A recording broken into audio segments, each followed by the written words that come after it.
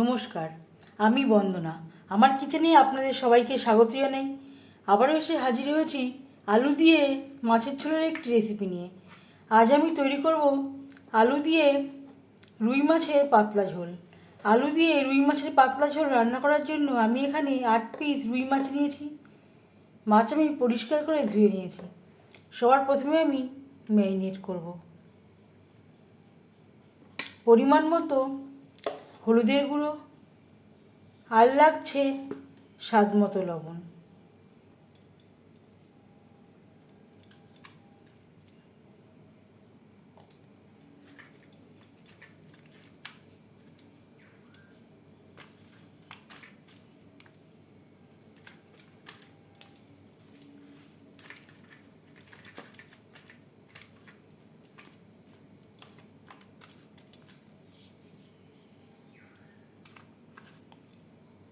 লবণ হলুদ মাছে বেশ ভালো করে মেখে নেব।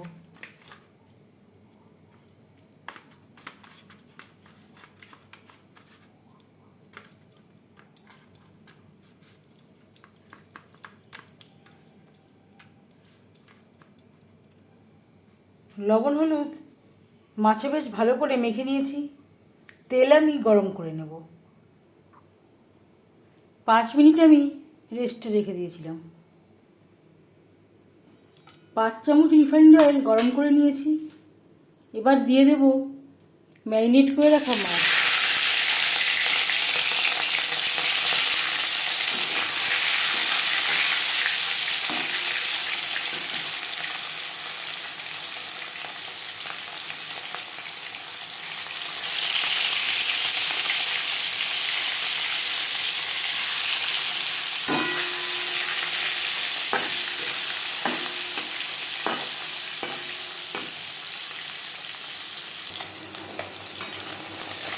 মাছ একটা সাইড ভাজা হয়ে গেলে অপর সাইডটা উল্টে দেবো।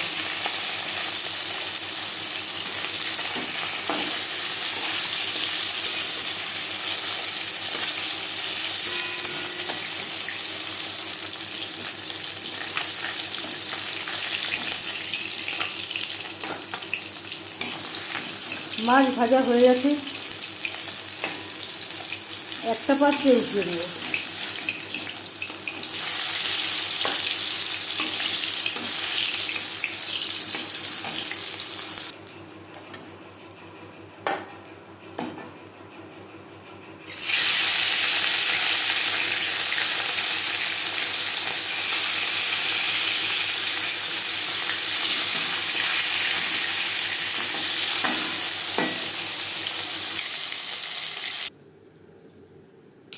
মাছ ভেজে নেওয়া তেলে ফোড়নে দিয়ে দিলাম 5 ফোড়ন তেজপাতা।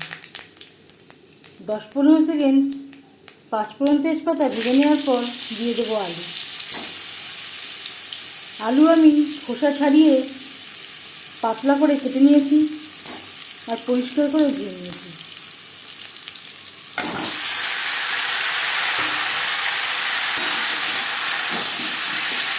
ফোড়নের সাথে আলু বেশ ভালো করে মিক্স করে দেবো।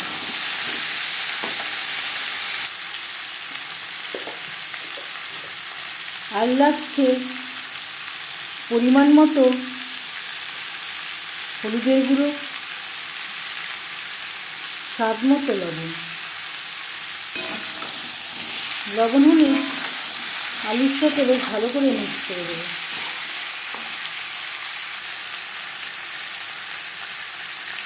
আর দিয়ে দেব আদা বাটা, কাঁচা লঙ্কা বাটা। আলুর সাথে আদা ও কাঁচা লঙ্কা বাটা বেশ ভালো করে মিক্স করে দেবো।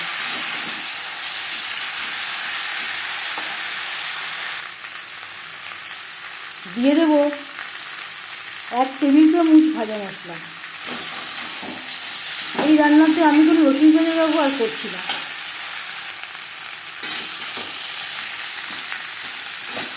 ভাজা মশলা আলুর সাথে বেশ ভালো করে মিক্স করে দেবো।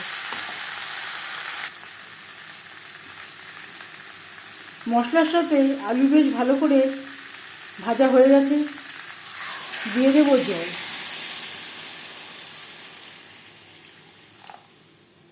জল কতটা অ্যাড করবেন সেটা সম্পূর্ণ নির্ভর করছে আপনার ওপর।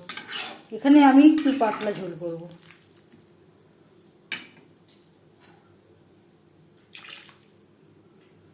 আলু সেদ্ধ হওয়া পর্যন্ত অপেক্ষা করব। গ্রেভি বেশ ভালো করে ফুটতে শুরু করে দিয়েছে। গ্যাসের ফ্লেমটাকে লোতে করে দেব। ঢাকনা চাপা দিয়ে আলু সেদ্ধ হওয়া পর্যন্ত অপেক্ষা করব। গ্রেভির সাথে আলু সুসিদ্ধ হয়ে গেছে। এবার দিয়ে দেব দুটো টমেটো।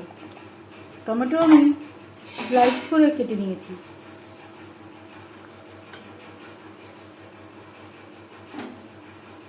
আর দিয়ে দেব ভেজে রাখা মাছ।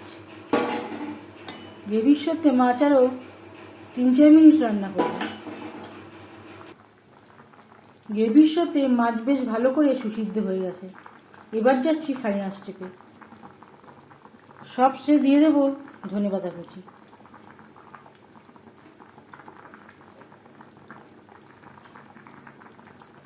এক মিনিট রান্না করে নেওয়ার পর গ্যাসের ফ্লেমটা অফ করে দেব। 5 মিনিট ঢেকে স্ট্যান্ডিং টাইমে রাখবো।